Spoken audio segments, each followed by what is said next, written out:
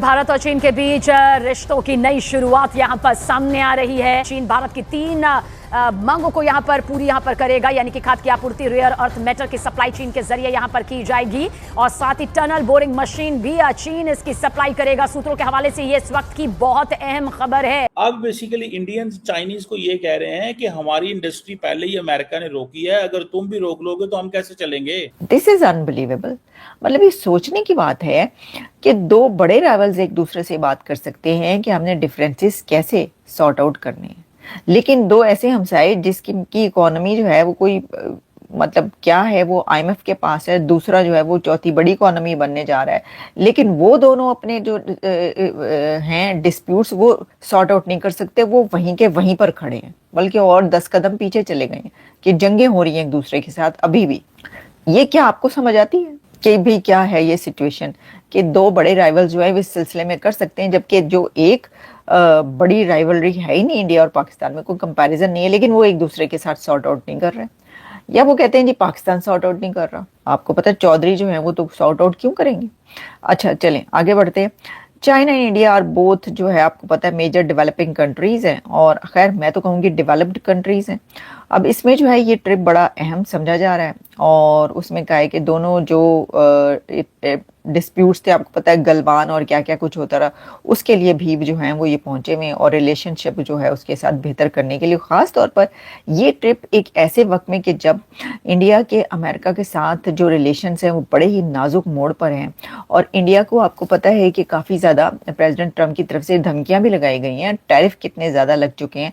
ऐसे में क्या भारत का चाइना के साथ रिलेशंस बनाना ये बताना है, या चाइना का भारत के साथ ताल्लुकात बनाना ये बताना है कि ठीक है फिर अगर ऐसा है तो हम इकट्ठे हो जाते हैं, या हम अपने रिलेशंस हम अपने ताल्लुकात बेहतर कर लेते हैं।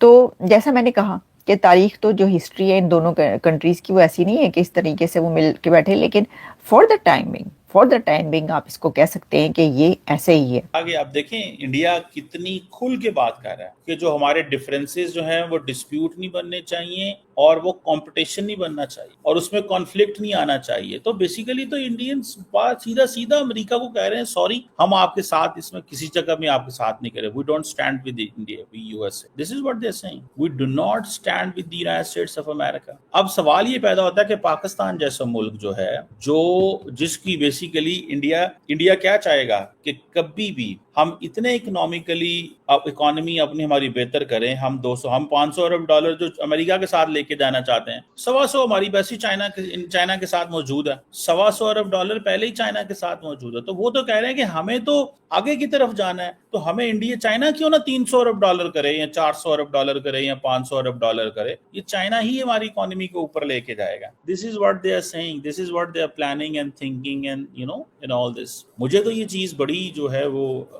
स्ट्रेंज लग रही है, and I am looking this very very carefully. मैं इसको देख रहा हूँ कि बेसिकली तो ये हमारी पार्टनरशिप तोड़ना चाहते हैं। पाकिस्तान को क्या करना पड़ेगा, पाकिस्तान को अच्छी इकोनॉमी बिल्ड करनी पड़ेगी, पाकिस्तान को अच्छे रिसोर्सेज जो हैं ठीक है वो लगाने पड़ेंगे, पाकिस्तान को चाइना के साथ अपना ट्रस्ट डेफिसिट जो है उसको कम करना पड़ेगा, पर्टिकुलरली ऑन ये बलोचिस्तान जहाँ जहाँ चाइनीज इन्वेस्टमेंट मौजूद है वहां पे। तो ये कोई मामूली चीज नहीं है, ये कोई मामूली चीज नहीं है, इस चीज को जहन में रखें, समझ रहे हैं आप। सो मेरे लिए ये एक इम्पॉर्टेंट चीज है, मैं इसको एक इम्पॉर्टेंट फैक्टर समझता हूँ, इम्पॉर्टेंट एंगल समझता हूँ इसको।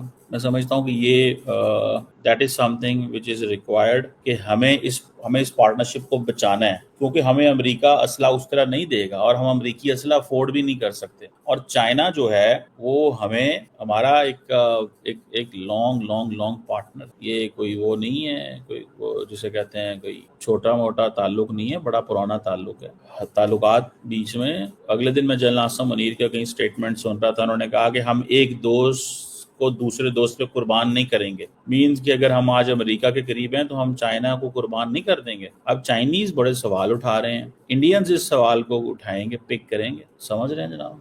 सो इस चीज को दे मस्ट अंडरस्टैंड दैट, इस चीज को समझना चाहिए और बड़े क्लियरली समझना चाहिए और बड़े कंफर्टेबली समझना चाहिए। अब मुझे इस चीज की समझ नहीं है कि हमारी लीडरशिप जो है वो अभी फॉर एग्जाम्पल जब चाइना और पाकिस्तान, भारत और पाकिस्तान की जंग हुई तो पाकिस्तान की लीडरशिप चाइना गई है। आई थिंक मिलिट्री लीडरशिप गई है चाइना, पॉलिटिकल लीडरशिप नहीं गई, पॉलिटिकल लीडरशिप नहीं गई, मिलिट्री लीडरशिप गई है। अब देखते हैं कि क्या निकलता है इसमें हमारे लिए, क्योंकि हमें अगर ये इंडियंस ये पार्टनरशिप तोड़ते हैं, ठीक है। अब पाकिस्तान तो बार बार इंडियन चाइनीज को ये कहता रहा कि हमारे लिए मसला ये है कि हम भाई साहब वो जैसे कहते हैं ना, इंडिया हमारे प्रॉब्लम क्रिएट करता है, इंडिया इन प्रॉक्सीज को सपोर्ट करता है, लेकिन नॉट इवन वंस चाइनीज ने इंडियंस को ये कहा है कि आप ये हमारे बंदे मरवा रहे हैं। एक दफा भी नहीं उन्होंने कहा, एक दफा भी नहीं उन्होंने कहा। इस चीज को जहन में रखें, इस चीज को जहन में रखें। अब वो कहेंगे आए हम सी पैक या BRI का हिस्सा नहीं है, लेकिन हम आपके साथ हर तरह का काम करना चाहते हैं, हम आपके साथ हर तरह का काम करना चाहते हैं, हम हर तरह का, ये देखें ये फैक्टर है, इसको समझना चाहिए। वो कहते हैं हम अब हमें भी इस चीज को सोचना है कि इंडियंस जो हैं वो कहीं हमारे अंदर या हमारे लिए क्या चीजें सोच रहे हैं, हमारे लिए क्या क्या सोच रहे हैं इंडियंस। और जो बहस इंडियन पार्लियामेंट के अंदर हुई थी, याद रखिएगा, जो मैं आपको बताने लगा हूं, जो बहस इंडियन पार्लियामेंट के अंदर हुई थी उसको ज़हन में रखें कि ये पाकिस्तान और चीन की पार्टनरशिप को हमें तोड़ना है। ये बहस हुई थी इंडियन पार्लियामेंट के अंदर, लेकिन क्योंकि अमेरिका इंडिया को बहुत कुछ दे रहा था, फॉर अ मोमेंट वो भूल गए और इंडियंस भी नाराज हो गए अमेरिका से कि जो इंडिया को चाहिए बड़ा स्लो आ रहा है। टेक्नोलॉजी, तेजास के लिए जो चीज़ें आनी थी, जेट्स के लिए इंजन आने थे, ठीक है, वो सारा बहुत स्लो है। और इंडियंस को ये चीज़ सारी बातें बुरी भी लगी, इंडियंस को ये बात बुरी भी लगी। अब हम देखते हैं कि हमें क्या इसमें से होता है, क्या मिलता है, क्या चलता है। बहरहाल आपको मैं एक चीज़ बड़े क्लियरली और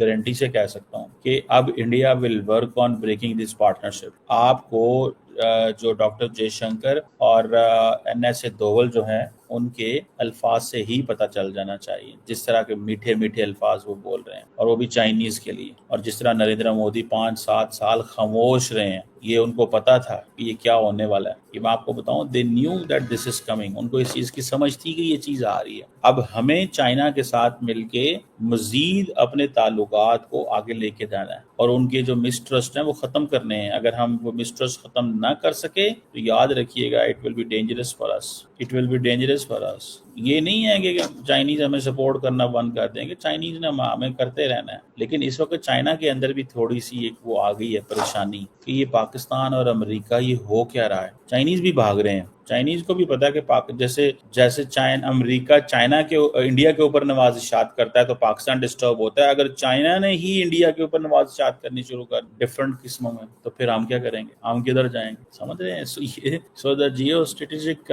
the global politics is changing very sharply change हो रही है। और हम सारे जो लोग यहाँ पे बैठे हुए हैं, जो देख रहे हैं चीजों को, we can analyse it's not the usual business which is going on. Usual business से मुराद ये है कि जिस तरह जी अमेरिका बहुत करीब था इंडिया से, हम बहुत करीब थे चाइना के, बहुत सारी चीज़ें आ रही हैं। सो पाकिस्तान जो है वो उसको चाइना के साथ in case if there is an uncertainty उसको ख़त्म करना चाहिए। इंडिया अभी चाइना के साथ मामला ठीक करके अमेरिका की तरफ जाएगा एक दफा। भारत और चीन के बीच रिश्तों में एक नई उम्मीद की किरण दिखाई दे रही है। एक बार फिर दुनिया की नजरें भारत पर ठहर गई हैं, क्योंकि विदेश मंत्री S जयशंकर और चीन के विदेश मंत्री वांग यी के बीच अहम मुलाकात हुई। ये मुलाकात 18 अगस्त 2025 को हुई, जो पिछले साल लाइन ऑफ एक्चुअल कंट्रोल पर बनी शांति और प्रधानमंत्री नरेंद्र मोदी तथा चीनी राष्ट्रपति शी जिनपिंग की मुलाकात के बाद की पहली हाई लेवल डिप्लोमेटिक बातचीत थी। इस मुलाकात में दोनों देशों ने आपसी रिश्तों को मजबूत करने की दिशा में सकारात्मक कदम उठाने पर जोर दिया और भारत ने अपनी मजबूत स्थिति को स्पष्ट रूप से रखा। ये काम के चलिए इस मुलाकात की विस्तार से बात करते हैं। विदेश मंत्री जयशंकर ने साफ साफ कहा कि भारत चीन रिश्तों की बुनियाद 3 महत्वपूर्ण बातों पर टिकी है: आपसी सम्मान, आपसी संवेदनशीलता और आपसी हित। उन्होंने जोर देकर कहा कि किसी भी मतभेद को विवाद में बदलने से बचना ही दोनों देशों के हित में है। यह बयान भारत की उस परिपक्व विदेश नीति को दर्शाता है जहां हम शांति और सहयोग को प्राथमिकता देते हैं, लेकिन अपनी संप्रभुता और हितों से कभी समझौता नहीं करते। मुलाकात सिर्फ सीमाओं तक सीमित नहीं रही। व्यापार, रेयर अर्थ मेटल्स, फर्टिलाइजर और टनल बोरिंग मशीन जैसे महत्वपूर्ण मुद्दों पर भी गहन चर्चा हुई। चीन ने भारत को आश्वस्त किया कि इन विषयों पर जल्द प्रगति होगी और दोनों देशों ने वैश्विक मंच पर एक दूसरे के सहयोगी बने रहने का भरोसा दोहराया। इस मुलाकात में एक दिलचस्प मोड़ तब आया जब ताइवान का मुद्दा उठा। चीनी विदेश मंत्री वांग यी ने भारत से ताइवान के साथ संबंध न बढ़ाने का आग्रह किया, लेकिन जयशंकर ने इसका करारा जवाब देते हुए कहा कि चीन खुद उन क्षेत्रों में डीलिंग कर रहा है जहां भारत कर रहा है, तो ये कैसे संभव है। भारत सरकार ने बाद में स्पष्ट किया कि ताइवान पर भारत की स्थिति में कोई बदलाव नहीं है। हमारी नीति आर्थिक, तकनीकी और सांस्कृतिक संबंधों पर आधारित है और हम वन चाइना पॉलिसी का सम्मान करते हैं। लेकिन चीन की रीडआउट में जो दावा किया गया वो गलत है। ये जवाब भारत की मजबूत डिप्लोमेसी को दिखाता है, जहां हम किसी के दबाव में नहीं आते और अपनी स्वतंत्र विदेश नीति पर अडिग रहते हैं। अब लेटेस्ट अपडेट्स की बात करें। वांग यी की ये यात्रा 2 दिवसीय है। आज 19 अगस्त 2025 को वे राष्ट्रीय सुरक्षा सलाहकार अजीत डोभाल से बॉर्डर क्वेश्चन पर 24वें दौर की बातचीत करेंगे और उसके बाद प्रधानमंत्री नरेंद्र मोदी से भी मुलाकात करेंगे। ये दौरा गलवान घाटी संघर्ष के बाद किसी चीनी मंत्री का पहला भारत दौरा है, जो रिश्तों में नए मोमेंटम को दर्शाता है। इसके अलावा प्रधानमंत्री मोदी इसी महीने चीन में होने वाले Shanghai cooperation organisation SCO summit में हिस्सा लेंगे, जहां दोनों नेता फिर मिल सकते हैं। देख लोग सब, लेकिन इस सब के बीच पाकिस्तान को मिर्ची लग रही है। वांग यी यहां से सीधे पाकिस्तान की यात्रा पर जाएंगे, लेकिन भारत चीन रिश्तों में यह सुधार पाकिस्तान को बेचैन कर रहा है। चीन को अपना आयरन ब्रदर मानने वाला पाकिस्तान अब देख रहा है कि उसका सबसे बड़ा सहयोगी भारत के साथ सकारात्मक डायलॉग बढ़ा रहा है। इससे पाकिस्तान की रणनीति पर असर पड़ सकता है, खासकर जब चीन भारत को रेयर अर्थ्स और फर्टिलाइजर्स जैसे क्षेत्रों में सहयोग देने का वादा कर रहा है। पाकिस्तान को लग रहा है कि उसकी ऑल वेदर फ्रेंडशिप अब इतनी मजबूत नहीं रह गई और भारत की मजबूत डिप्लोमेसी से उसकी नींद उड़ गई है। एक भारतीय के तौर पर कहूं तो ये हमारे लिए गर्व की बात है। हमारी सरकार की स्मार्ट डिप्लोमेसी से दुश्मन देश भी असहज हो रहे हैं। क्या यह रिश्ता फिर से पटरी पर आएगा? संकेत सकारात्मक हैं, लेकिन पुराने जख्मों को भरने में वक्त लगेगा।